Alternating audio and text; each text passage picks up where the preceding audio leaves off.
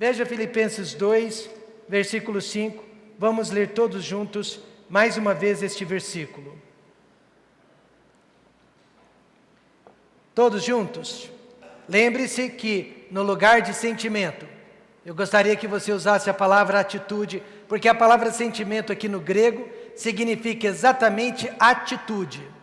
Então todos juntos, Filipenses 2,5, numa só voz. De sorte que haja em vós a mesma atitude que houve também em Cristo Jesus. E nesta manhã nós vamos estudar sobre essas atitudes. E Paulo já nos adianta que haja em cada um de nós a mesma atitude, ou pluralizando as mesmas atitudes que também houve em Cristo Jesus. Você sabia que depois do elevador, o avião é o meio de transporte mais seguro que existe no mundo? E o avião só é seguro porque no painel de cada avião existe um botão que controla a atitude do avião. E você ouviu bem, atitude e não altitude. Há no painel um controle para controlar a atitude do avião. E o piloto ou os pilotos, eles precisam ficar o tempo todo de olho na atitude do avião. Se a atitude for anormal, se a atitude se desviar, aí eles têm que mudá-la imediatamente, ou o avião pode sofrer um acidente. Assim também é a vida do crente. Todo crente que tem uma atitude errada, todo crente que tem uma atitude anormal, está sempre tendo problemas dentro do lar, dentro da igreja e com outras pessoas. O piloto do avião, ele segue aquele manual do avião para manter a atitude do avião. E assim também o crente, ele também possui o manual de instrução para checar sempre a sua atitude. E o manual do crente é a bendita palavra de Deus. No manual do piloto, a atitude é o relacionamento entre o avião e o seu desempenho. Se a atitude do avião for boa, bom desempenho. Se a atitude do avião for má, mau desempenho. Na Bíblia, a atitude é o relacionamento entre o crente e o Senhor Jesus Cristo. Se a nossa atitude, então, é boa, significa que o nosso relacionamento com Cristo é bom. Se a nossa atitude é má, significa que o nosso relacionamento com Jesus está sendo mau. E Paulo, ele destaca 3 atitudes de Cristo, 3 sentimentos de Cristo, que deveriam acontecer em nossas vidas. Ele destaca a primeira atitude de altruísmo. Você sabe o que é altruísmo? O verso 4 diz: não atente, cada um para o que é propriamente seu, mas cada qual também para o que é dos outros. E altruísmo é isso. Altruísmo é aquele sentimento de satisfazer e suprir a necessidade de outras pessoas antes da nossa. É o oposto de egoísmo. O crente nunca deve abrir mão dos direitos de Deus, mas ele deve sempre abrir mão dos seus próprios direitos. E Jesus foi um exemplo de altruísmo. Ele jamais abriu mão da verdade, da doutrina, mas várias vezes ele abriu mão dos seus próprios direitos. Quando ele foi crucificado, o Sinédrio o julgou injustamente. O Sinédrio quebrou as próprias regras da lei, mas Jesus não reclamou, Jesus não observou que o Sinédrio estava errado, Jesus aceitou o julgamento, Jesus não reclamou e Jesus sofreu a perda. Abraão também foi alguém assim no Velho Testamento. Ele tinha um sobrinho que morava com ele. O gado de Ló, o gado de Abraão estavam crescendo juntos. Precisou haver separação. Abraão sofreu a perda. Abraão deu ao seu sobrinho o direito de escolha. Quando Abraão poderia ter dito: vai embora você não tem nenhuma parte conosco. Mas Abraão abriu mão de seus direitos. Então, meus irmãos, quantos problemas na igreja, dentro de casa, não seriam resolvidos se agíssemos como Jesus e Abraão, com a atitude de perda e não com a atitude de justiça e de ganho. Eu acredito piamente que sofrer a perda é ganhar para a glória de Deus, e acredito que sair ganhando é perder para a desonra de Deus. A atitude de altruísmo que havia em Cristo deve também permear as nossas vidas.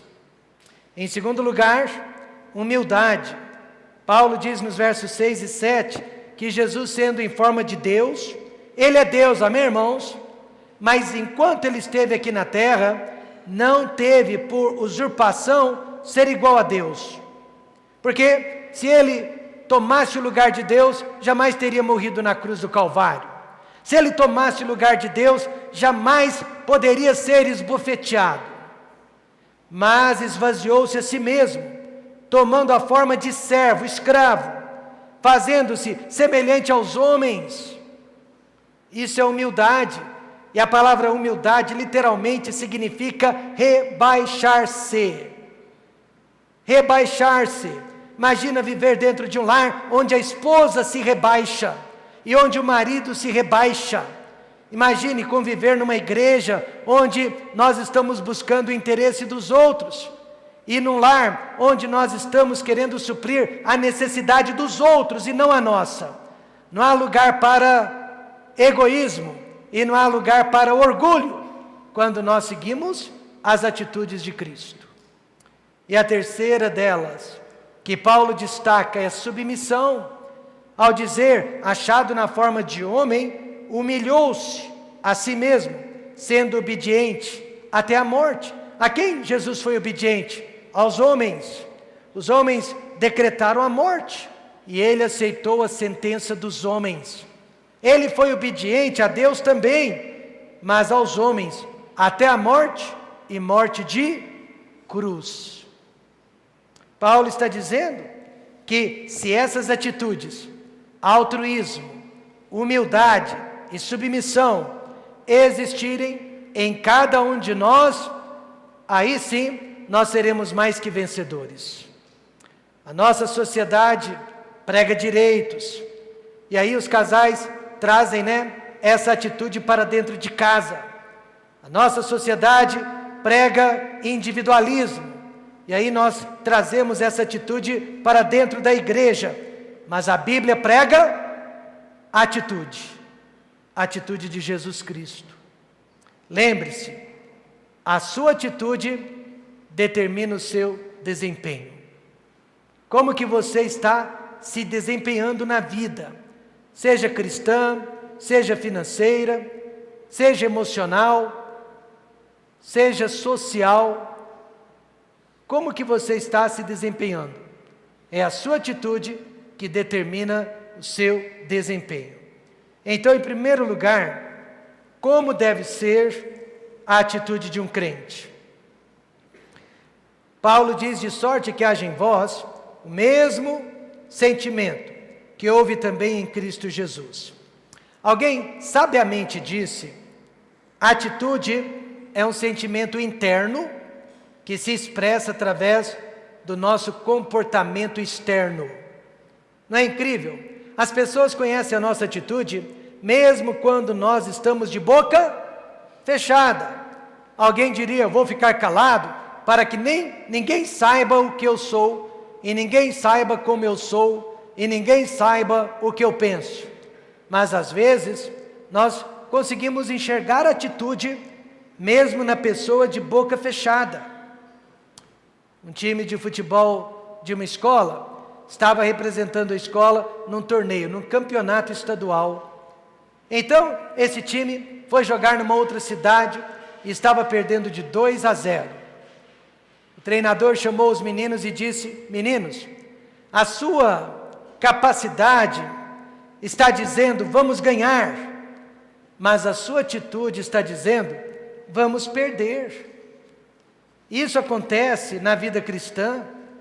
Do que adianta, irmãos, talentos, poder cantar, poder ensinar, poder evangelizar, se o crente não possui uma boa atitude. Mas como deve ser a nossa atitude? De completa obediência a Deus. Mais uma vez o verso 8 diz: e achado na forma de homem, humilhou-se a si mesmo, sendo obediente até a morte, e morte de cruz. Há pessoas que obedecem, mas elas não obedecem completamente. Elas obedecem pela metade. Hoje em dia as pessoas querem viver por Cristo, mas pela metade. Elas não querem viver por Cristo completamente. É como aquela criança, né, cuja mãe disse: você está de castigo, fique assentado. A criança vai e se assenta, mas ela faz questão de dizer para a mãe: mãe, eu quero que a senhora saiba que eu estou assentado por fora, mas por dentro, mãe, eu ainda estou em pé. E não é assim que, na maioria das vezes, os crentes estão agindo? Eles estão obedecendo a Deus, mas pela metade. Isso se chama atitude. Mas como deveríamos obedecer? Obedeça mesmo fora da igreja. Obedeça em qualquer lugar, obedeça a qualquer hora do dia ou da noite. Em João capítulo 2, Jesus foi convidado para uma festa de casamento. A Bíblia diz que ele e os seus discípulos estavam naquela festa. Maria, a mãe de Jesus, estava lá também. Jesus não estava numa sinagoga, Jesus não estava nem sobre uma montanha pregando para as multidões, mas ele estava numa festa. E numa festa, geralmente, nós nos soltamos. Numa festa, geralmente, nós nos sentimos mais à vontade. É fácil manter uma boa atitude dentro da igreja, mas o desafio é lá fora, é dentro de casa. Você sabia que as maiores obras de Jesus foram realizadas fora da sinagoga? Aliás, eu não me lembro de nenhum milagre de Jesus dentro da sinagoga, a não ser quando ele ia ser apedrejado, mas ele saiu por entre os homens sem ser percebido, sem ser visto. Foi um milagre. Mas os maiores milagres aconteceram fora da sinagoga. Em João 2, ele estava naquela festa e foi ali que realizou o seu primeiro milagre. O mundo é um lugar muito pequeno. E tudo que nós fazemos lá fora ou dentro de casa, mais cedo ou mais tarde, acaba chegando aqui dentro da igreja. Eu nunca me esqueço, eu tinha 12 anos de idade e trabalhei numa oficina mecânica. Trabalhei 1 ano naquela oficina, limpando carros e sendo assistente dos mecânicos. 7 anos mais tarde, eu já tinha 19 anos, um diácono da minha igreja se encontrou com um dos mecânicos, com quem eu havia trabalhado 7 anos antes, 7 anos atrás. E aquele mecânico se lembrava de mim. E ele disse para o diácono da minha igreja: aquele menino, o Rômulo, é um crente verdadeiro, ele não é crente como os demais. E eu quero que você saiba nesta manhã que um testemunho assim vale mais do que qualquer hino que nós cantamos na igreja. Amém, irmãos? Por quê? Porque nós temos que obedecer a Deus mesmo lá fora. Nós temos que ter a atitude de Cristo mesmo lá fora. Então, obedeçamos em qualquer lugar. E segundo, obedeça apesar de todos os seus problemas. Porque há pessoas que pensam que porque tem problemas, porque tem dificuldades, porque passa por uma certa situação, que elas estão isentas de obedecerem a palavra de Deus. Aconteceu um problema naquele casamento, mas nem por isso Jesus deixou de fazer a vontade de Deus. Acabou a bebida, acabou o vinho, e a mãe de Jesus lhe disse: não tem vinho. Em outras palavras, dê um jeito, resolva este problema. Ela queria que Jesus se revelasse naquele momento, para que todos soubessem que Ele era o Messias, que Ele era o enviado. Mas Jesus deu a resposta que ela precisava ouvir. Ele disse: mulher, que tenho eu contigo? Muitas pessoas acham que devido a um problema, devido a uma necessidade, devido a uma emergência, não precisam obedecer. Eu nunca me esqueço do senhor José Antônio, morrendo de câncer nos ossos, mas ele fazia questão de fazer a barba todos os dias para receber visitas. Mas, gente, uma pessoa morrendo de câncer, ele poderia deixar de fazer a barba, ele poderia deixar até de tomar banho, mas ele fazia questão de se lavar e de se barbear todos os dias para receber as pessoas. E eu creio que é isso que Deus quer ver em nossas vidas. Nós vamos obedecer debaixo de sol ou debaixo de chuva, amém, irmãos? Nós vamos obedecer quando a nossa conta bancária estiver farta e quando também a nossa conta bancária estiver vazia. Nós vamos obedecer na saúde, nós vamos obedecer na enfermidade também. Não há, irmãos, desculpas para não sermos servos obedientes de Deus. Em terceiro lugar, obedeça mesmo sem vontade. E eis aqui o nosso maior dilema. A maioria de nós só obedece quando tem vontade. É por isso, que faltamos aos cultos. Porque nós só vamos aos cultos quando temos vontade. É por isso que não participamos da promessa de fé para missões, ou não estamos entregando os nossos dízimos, porque não temos vontade. É por isso que nós não fazemos parte de uma equipe de visitação, não evangelizamos, porque nós estamos esperando ter vontade. Mas veja, Jesus disse para sua mãe: que tenho eu contigo? Ainda não é chegada a minha hora. Em outras palavras, Jesus disse: eu não vou fazer a minha vontade, eu não vou fazer a sua vontade, mas eu vou fazer a vontade de Deus. Eu vou fazer a vontade do Pai. Esse é o segredo por detrás da nossa vida de obediência. A vontade de Deus. Nunca devemos depender da nossa vontade. Ao invés de ficar chateada, Maria aceitou a resposta de Jesus. Ela disse para os servos: fazei tudo quanto Ele vos disser. Ele sabe o que está fazendo, Ele sabe o que está dizendo. Você se lembra que Pedro havia trabalhado a noite inteira e não conseguiu pescar um peixe sequer. Ele era um pescador profissional, experiente, e ele sabia que naquela área do mar não havia peixe. E o melhor momento para se pescar é à noite, não é verdade? Pedro então pela manhã voltou para a praia e cansado e exausto, ele se depara com Jesus e Jesus diz: vamos voltar para o meio do mar e vamos pescar. Pedro disse: Jesus, nós passamos a noite inteira e não há peixe naquele local, mas sobre a tua palavra lançarei as redes.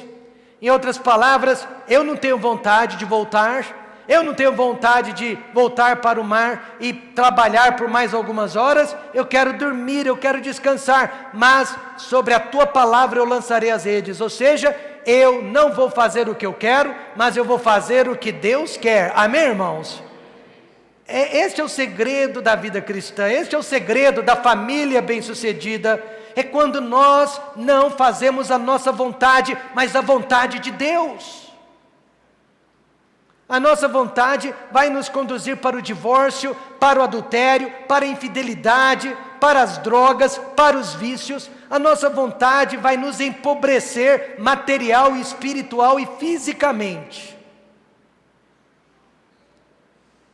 Está na hora de nós nos anularmos e fazermos a vontade de Deus. É por isso que há poucas pessoas nos cultos, porque estamos fazendo a nossa vontade. E estamos esperando sentir vontade para fazer a vontade de Deus. E em quarto lugar, obedeça, mesmo que você seja um novo convertido. Imagine então se for um velho convertido. Maria disse para os serventes: fazei tudo quanto ele vos disser. Mas os serventes nem conheciam Jesus. Eles eram, no mínimo, novos convertidos. E os discípulos ainda não tinham visto um milagre sequer da parte de Jesus. Mesmo assim, sem conhecê-lo, sem sabê-lo da sua capacidade, Maria disse: fazei tudo. Amém, irmãos? Fazei tudo quanto ele vos disser. E sabe o que eles fizeram? Exatamente isso. Obedeceram-no. Certo filósofo disse: ninguém pode viajar por dentro e ficar parado por fora. Em outras palavras, o que acontece dentro de nós, mais cedo ou mais tarde, será revelado por fora. Sua atitude sempre será manifestada. Mas o que é atitude? Eu quero dar 10 significados sobre a nossa atitude neste momento. E você pode anotá-los. O primeiro significado, atitude, é a nossa verdadeira personalidade. Você é exatamente aquilo que você faz. Você é exatamente aquilo que você personifica. Você é exatamente a sua atitude. Segundo, a atitude é a raiz interna que produz frutos externos. A sua atitude sempre será revelada, manifestada. Terceiro, a atitude é o nosso melhor amigo, mas também pode ser o nosso pior inimigo. A atitude é o que expressa o nosso caráter, mais do que as nossas palavras. Você pode dizer: eu sou honesto, eu sou moral, eu sou bom, eu sou justo. Mas a sua atitude contradiz todas essas suas palavras. Você é uma projeção, ou melhor dizendo, a sua atitude é uma projeção do futuro, baseada na experiência do passado. A atitude é o que atrai ou afasta as pessoas de nós. A atitude é o que não cessa até ser expressado. A atitude é a biblioteca do nosso passado. A atitude é o comunicador do nosso presente. A atitude é o profeta do nosso futuro. Então, nesta manhã, quantos concordam que a atitude é algo muito sério e que precisa ser observado? Não é à toa que Paulo diz que haja em vós a mesma atitude que houve também em Cristo Jesus. Mas, ao invés da atitude de Cristo, nós estamos imitando a atitude dos nossos pais. Pior ainda, né? Das atrizes e atores de novela de televisão. Nós estamos seguindo atitudes erradas. Mas a atitude que eu e você precisamos imitar é a de Jesus Cristo. Portanto, nesta manhã, obedeça mesmo estando fora da igreja. Obedeça apesar de todos os seus problemas. Obedeça sem ter vontade de obedecer, e obedeça mesmo sendo um novo convertido, mesmo não tendo cargos na igreja. Obedeça. Aí vem a próxima pergunta: por que a nossa atitude é tão importante? Paulo disse: por isso também Deus o exaltou soberanamente, e lhe deu um nome que é sobre todo nome. É aquela primeira impressão. A atitude determina o quê? O desempenho determina a nossa atitude, e a nossa atitude determina o nosso desempenho. Deus abençoa a nossa atitude. Eu já descobri isso. Deus não abençoa as nossas obras. Deus abençoa a nossa atitude por detrás das nossas obras. Porque a obra pode ser boa, mas se a atitude for podre, do que adiantou toda boa obra? Nesses anos todos, eu tenho visto pessoas realizando obras maravilhosas, mas com a atitude errada. Do que adiantou? Nada. Você trata bem as pessoas, será bem tratado. Você trata mal as pessoas, maltratado será. Você trata com indiferença será tratado. Você trata mal, será tratado mal. Jesus disse: e como vós quereis que os homens vos façam, da mesma maneira lhes fazei vós também. Então eu quero lhe dar 5 razões porque a nossa atitude é tão importante. Primeira, determina o que pensamos da vida. O que você pensa da vida? O que você espera da vida? Depois dos 40 anos de idade, você reconhece que a vida é como um vapor, que surge e logo desaparece. É a partir dos 40 anos. Até então você se acha invencível. Mas a partir da meia idade, você reconhece que a partir de agora é ladeira abaixo. E que o seu destino absoluto é a morte. Então o que você espera da vida? 50, 60, 70, 80 ou até 90 anos, ou 100 anos, mesmo que você chegue a isso. O que você espera da vida? A sua atitude determina o que você pensa da vida. Paulo, ele tinha um moto, e olha o moto dele: irmãos, quanto a mim, não julgo que eu haja alcançado. Ele não era perfeito, mas uma coisa faço. E o que ele fazia? E é que, esquecendo-me das coisas que atrás ficam e avançando para as que estão diante de mim. Nada machuca mais o meu coração, pastor Fabiano, do que quando eu pego as fotos do passado desta igreja e eu lembro-me de todas as vitórias, de todas as glórias pelas quais nós passamos, e foram muitas, amém, irmãos? Mas elas não vogam mais, elas não voltam mais, elas não acrescentam nada ao nosso presente, a não ser memórias agradáveis.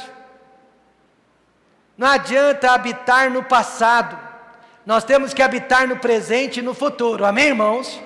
É o que Deus tem agora diante de nós, dos nossos olhos e da vida que ainda nos resta na carne. Nós não podemos habitar nem nas glórias e muito menos nas derrotas do passado, mas nós devemos ir para frente.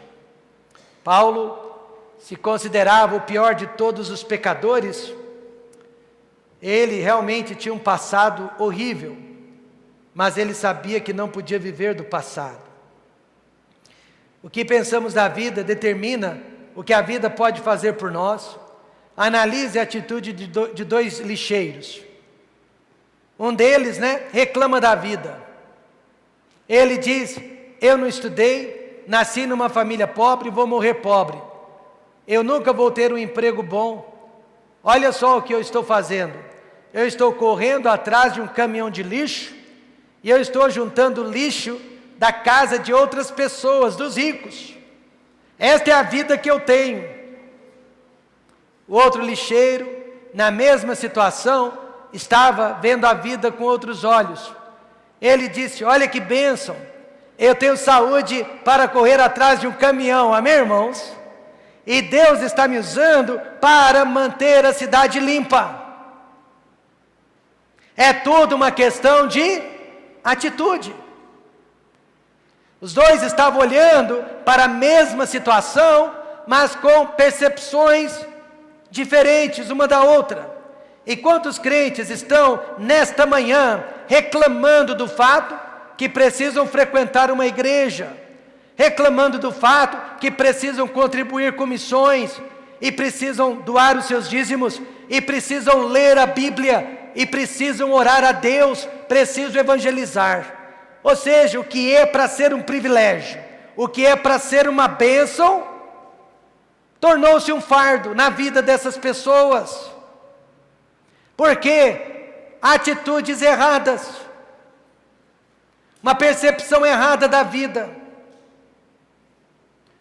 Uma atitude errada que sempre vejo nas pessoas, principalmente nos dias de hoje, é esta: o mundo está me devendo, as pessoas me devem. Eu quero lhe dar uma notícia: ninguém deve nada a você, nem seus pais, nem seus irmãos, nem a igreja. Ninguém lhe deve nada. Você plantou, você colheu. Amém, irmãos? É o que a Bíblia ensina em Gálatas 6:7. Não erreis, Deus não se deixa escarnecer, porque tudo que o homem semear, isso também, diga alguém. É isso, irmãos, é a lei da colheita. Plantou, colheu. O mundo não nos deve nada, e nós não podemos viver com essa atitude de que o mundo nos deve algo. Segundo, a atitude é importante porque determina o nosso relacionamento com os outros. Foi Jesus quem disse, portanto, tudo que vós quereis que os homens vos façam, fazei-lo também vós, porque esta é a lei e os profetas. Eu quero que a minha esposa me trate bem, eu vou tratá-la bem. Eu quero que ela me perdoe, eu vou perdoá-la. Eu quero que ela me sirva, eu vou servi-lo. Eu quero que ela seja paciente para comigo, serei paciente para com ela. Eu quero que ela goste de mim, dela eu vou gostar. Eu quero que ela me elogie, ela eu vou elogiar. Irmãos, é a lei de ouro, e ela sempre dá certo. Amém, irmãos? Ela sempre dá certo.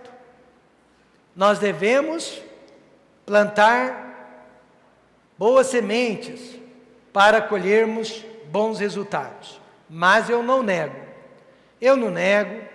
que a arte mais difícil do mundo é a arte de se lidar com o ser humano. Há quem diga, né, o bicho, o homem. O homem não é um bicho, o homem é um ser humano, criado à imagem e semelhança de Deus. Mas é difícil lidar com o ser humano, tanto do sexo masculino quanto do sexo feminino. Por quê? Porque pessoas são estranhas. Às vezes eu queria entrar na mente de um visitante que entra na nossa igreja e ouvir os seus pensamentos a nosso respeito. O que será que o visitante está pensando do irmão Wesley enquanto ele dirige a música?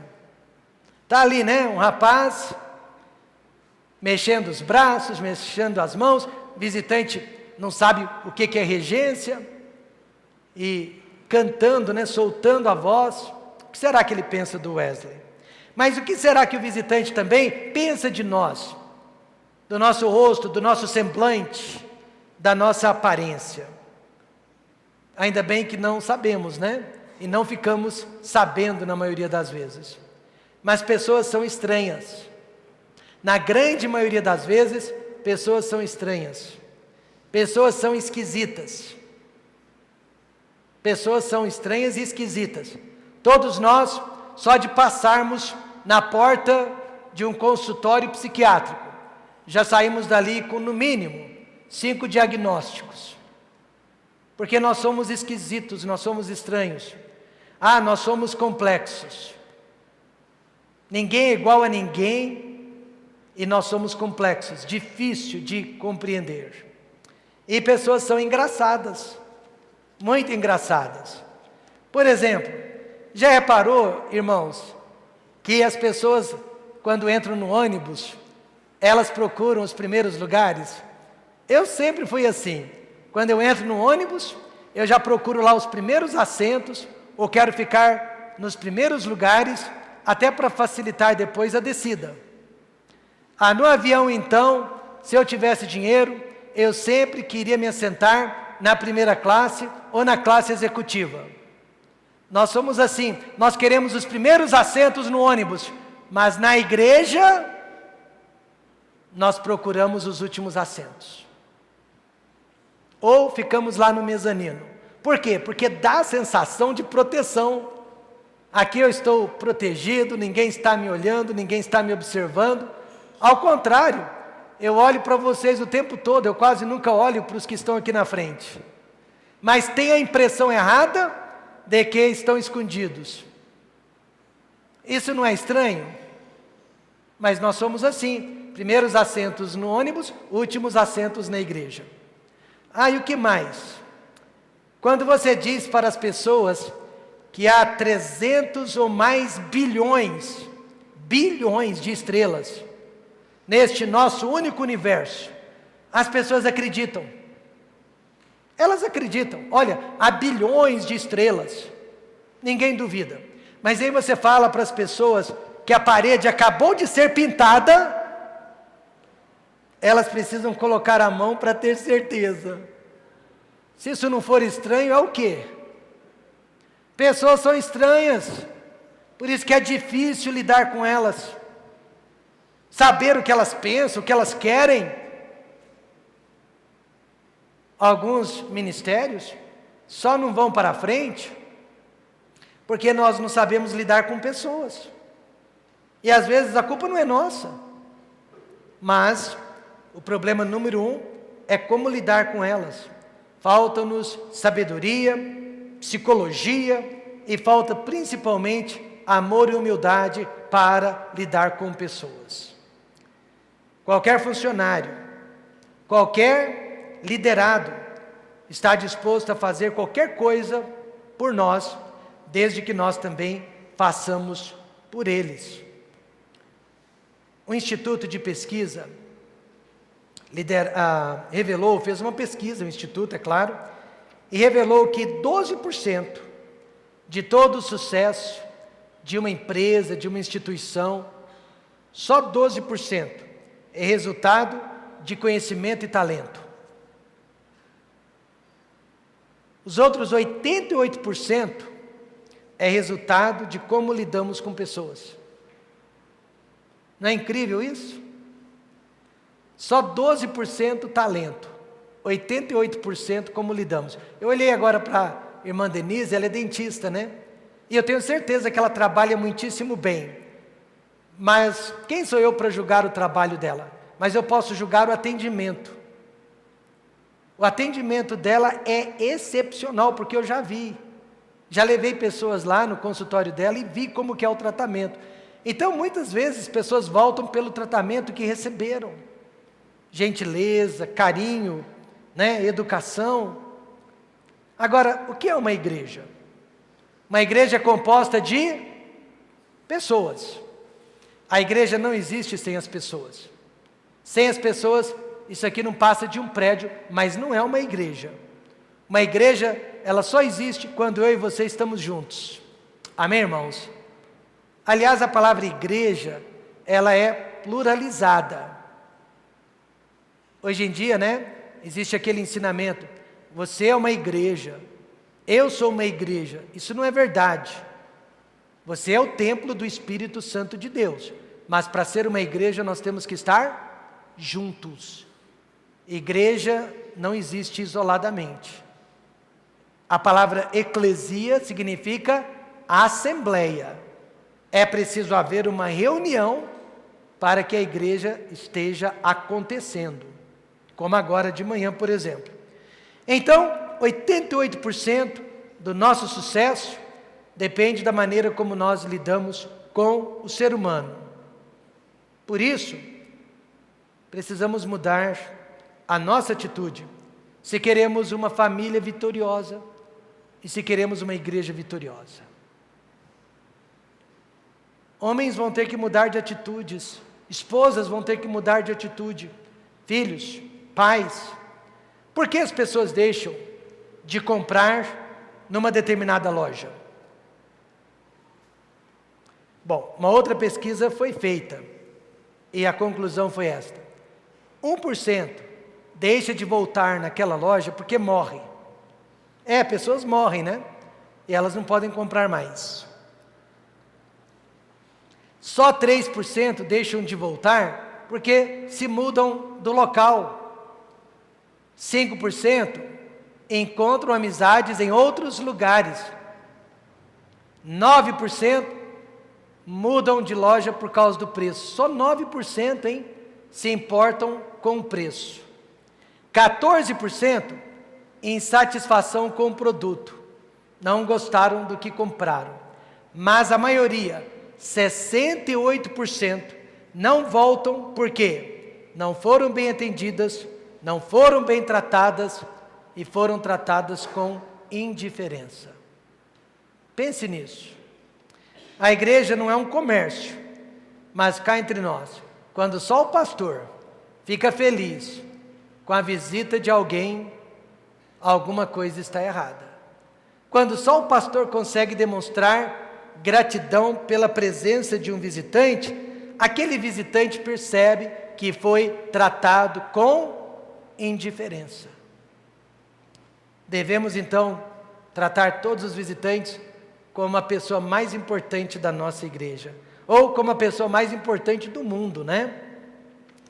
Terceiro, a atitude é importante porque determina o resultado do nosso ministério. Salomão disse: tudo quanto te vier à mão para fazer, faze-o conforme as tuas forças. E você vai perceber com o passar dos anos que a sua força vai diminuindo.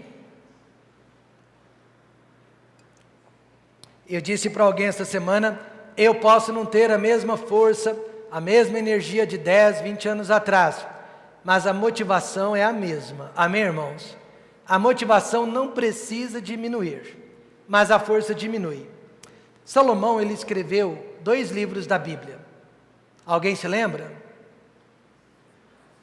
Eclesiastes e Provérbios. E quase 100%, eu não estou exagerando, quase 100% desses 2 livros estão relacionados com a nossa atitude para com Deus, para com a vida e para com o próximo. Porque é tudo uma questão de atitude. A nossa atitude já diz se vamos terminar ou desistir de algum projeto que começamos. Por isso que é fácil, às vezes, saber os alunos do Instituto Bíblico Maranata que começam, mas que não vão terminar. Às vezes é fácil detectar irmãos da igreja que vão embora, que vão deixar a igreja. Por quê? Atitude. Já viu aqueles 2 homens que saíram para evangelizar? O primeiro otimista, o segundo pessimista. O primeiro sabe que as pessoas precisam do evangelho. O primeiro sabe que a palavra de Deus nunca voltará vazia. Mas o segundo diz: as pessoas não querem ouvir, as pessoas não têm sede de Deus, as pessoas não gostam de ser incomodadas nas suas casas.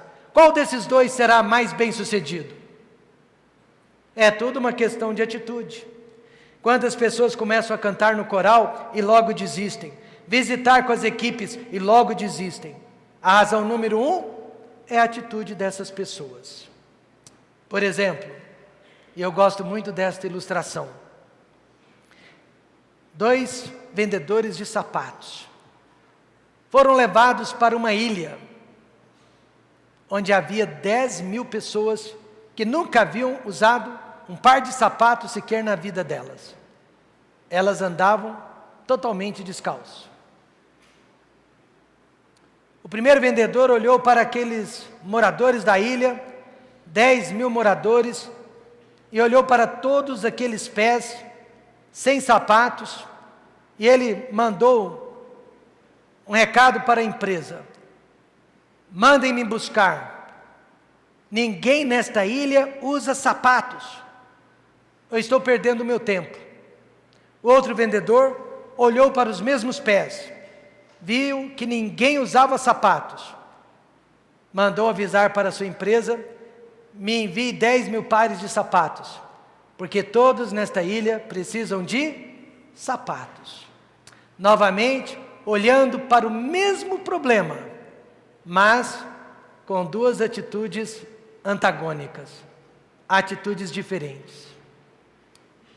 É por isso que, quando eu, pastor Fabiano, visitamos casais com problemas, a gente percebe, né, que o que está faltando na mente deles é a mente de Jesus Cristo. Eles estão olhando para os problemas deles com a mente do diabo, com a mente do mundo. Eles estão olhando para os problemas deles com o espírito do mundo. E como que nós podemos tirar o espírito do mundo daquelas pessoas e embutir nelas o espírito de Cristo? O mesmo problema, o mundo apresenta uma solução e a palavra de Deus apresenta outra.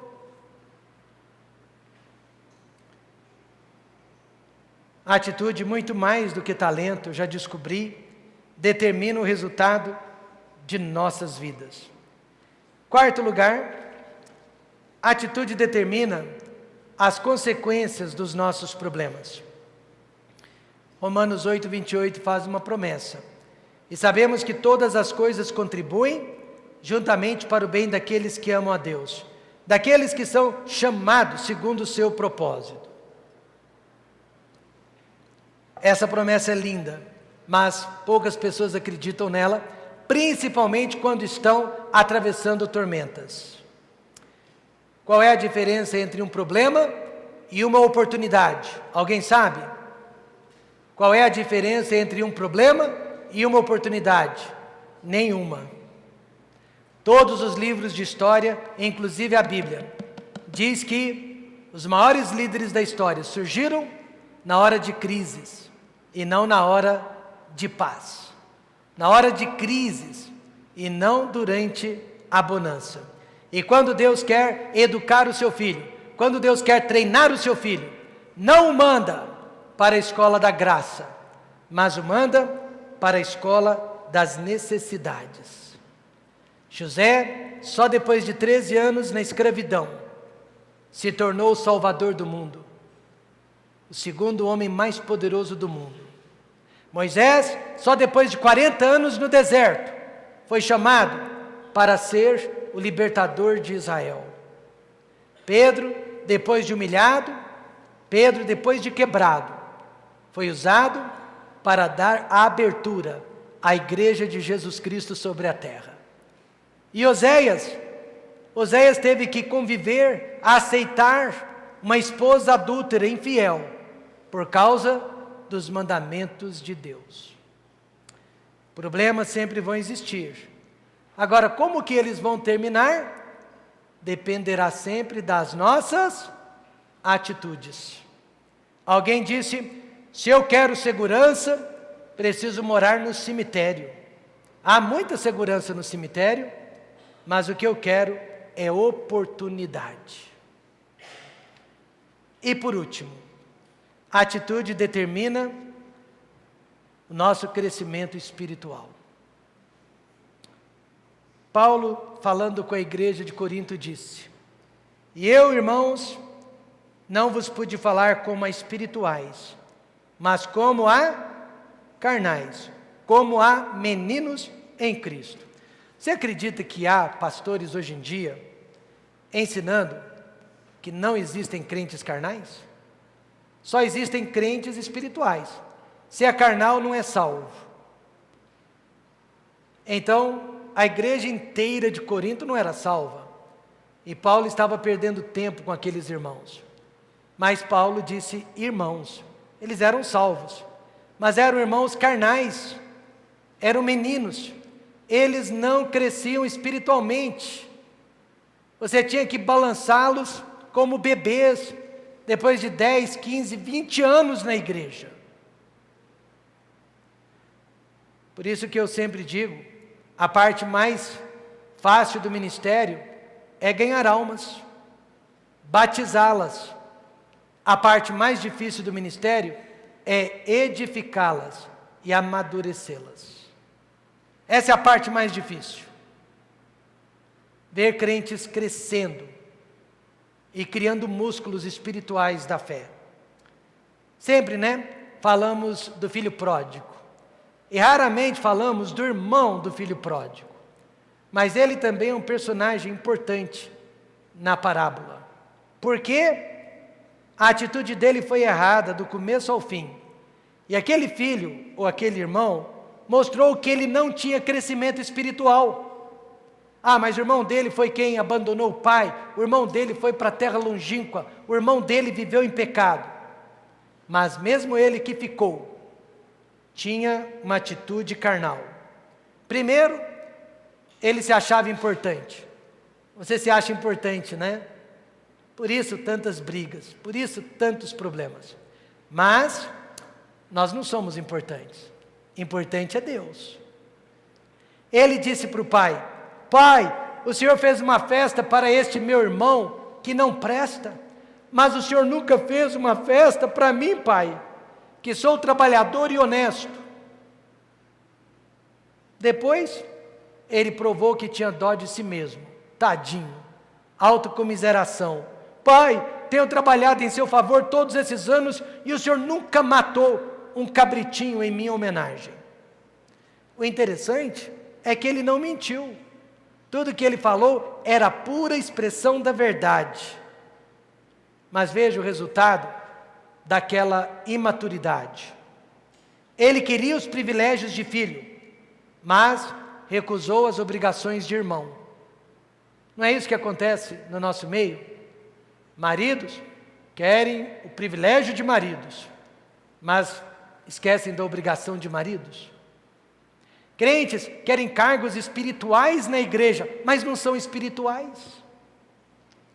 Ele servia ao Pai com fidelidade, mas não tinha comunhão com o Pai. Não tinha amizade com o Pai. E assim muitos são firmes na igreja, mas não têm comunhão, não têm intimidade com o Pai. Ele era herdeiro de tudo, mas tinha menos alegria que os empregados do Pai. Sabe por quê? Imaturidade, carnalidade. Terminando. Vamos todos ler juntos. Mais uma vez o verso 5, que é o tema de Filipenses 2. Todos juntos. De sorte que haja em vós a mesma atitude que houve também em Cristo Jesus. Aí Paulo destaca mais 4 atitudes no decorrer deste capítulo. Primeira, fazer a obra de Deus pelos motivos certos. Por que nós fazemos a obra de Deus? Nada façais por contenda ou por vanglória, mas por humildade. Nós fazemos a obra de Deus para a glória de Deus, só para a glória de Deus. Segundo, este aqui é difícil, considerar as pessoas mais importantes do que nós. Cada um considere os outros superiores a si mesmos. E elas são. Terceiro, fazendo parte do segundo, procure o interesse de outros. Não atente cada um para o que é propriamente seu, mas cada qual também para o que é dos outros. E quarto, possuir a atitude de Cristo, que sendo em forma de Deus, não teve por usurpação ser igual a Deus, mas esvaziou-se a si mesmo, tomando a forma de servo, fazendo-se semelhante aos homens. Pastor, como fazer tudo isso? Qual que é o segredo? Pastor, como? Só existe um jeito: anular-se a si mesmo, esvaziar-se a si mesmo. Jesus esvaziou-se a si mesmo, não foi? Significa, ele anulou a si mesmo. Já pensou? Deus em pessoa morreu numa cruz. Isso só foi possível porque ele se esvaziou. E muitas coisas só serão possíveis se você se esvaziar. Do quê? De si mesmo. Leia mais uma vez as palavras do pastor. O maior ídolo que existe na sua vida é você mesmo. É o seu eu, é a sua pessoa. Anule-se. E eu só posso terminar este estudo. Foi um estudo extenso, dizendo: Deus ajude-nos a termos a atitude de Cristo. Vamos fechar os olhos e vamos orar.